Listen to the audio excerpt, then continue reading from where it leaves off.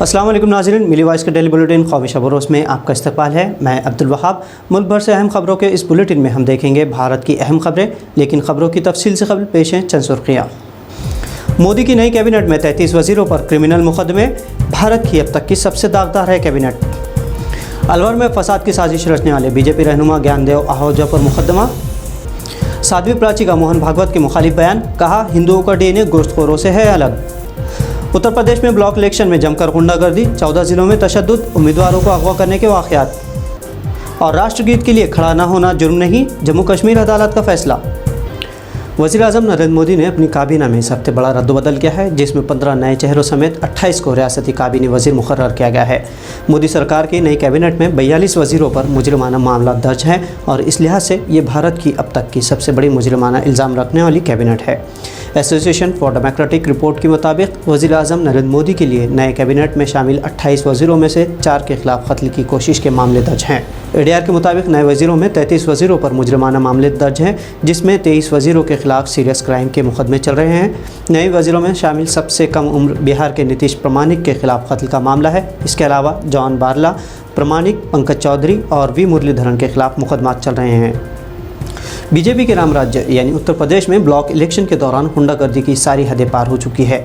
जिस उत्तर प्रदेश को बीजेपी अपना मॉडल स्टेट मानती है, वहां ब्लॉक चुनाव के दौरान पर्चा नामजदगी के दौरान 14 ज़िलों में तशद्दुद के वाक़यात पेश आए हैं।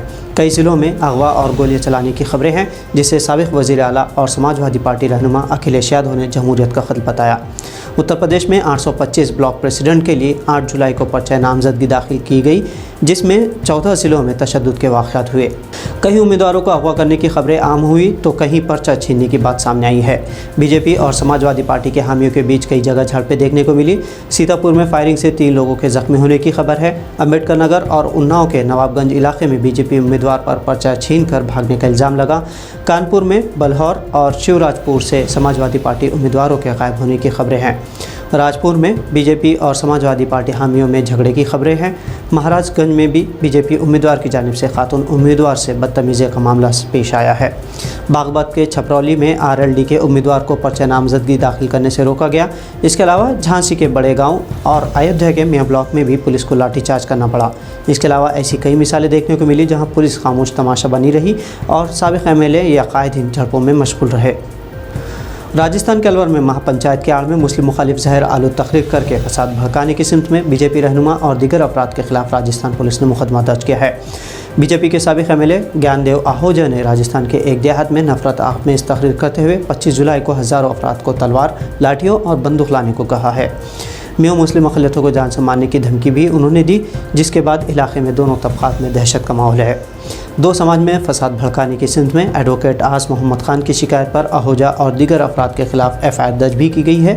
पुलिस के मुताबिक वो मामले की अभी फ़िलहाल तफ्तीश कर रही है, लेकिन अब तक आहूजा या किसी दूसरे साथी को गिरफ्तार नहीं किया जा चुका है।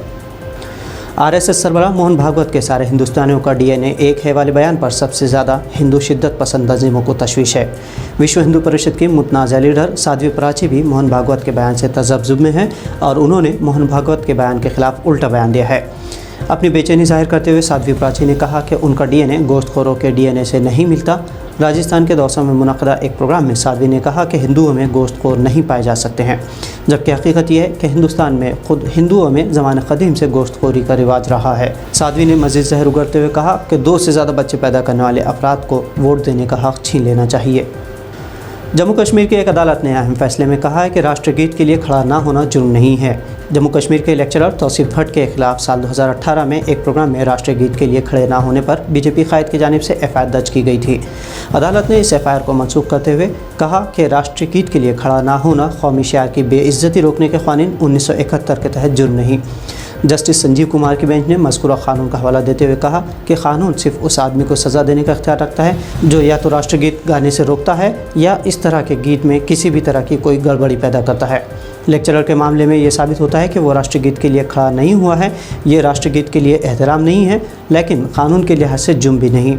इससे कबल भी राष्ट्रगीत के लिए खड़े न होने पर कई अफराद के खिलाफ मुकदमा दर्ज किए गए हैं। साल 2018 में सुप्रीम कोर्ट ने भी फिल्म शुरू होने से कबल थिएटरों में राष्ट्रगीत बजाने को ज़रूरी नहीं करार दिया था। तो नाज़रीन, ये थी मिली वॉइस की भारत से अहम कौमी खबरें। दुनिया इस्लाम से मुसद्दिक़ा आलमी ख़बरों के लिए हमारे आलमी शब रोज़ बुलेटिन को देखना ना भूलें। साथ ही सब्सक्राइब और फॉलो करें ताकि आपको सही खबरों के साथ साथ हक़ीक़ी पस मंज़र से भी आगाही हो। अब अब्दुल वहाब को इजाज़त दीजिए। शुक्रिया। अल्लाह हाफ़िज़।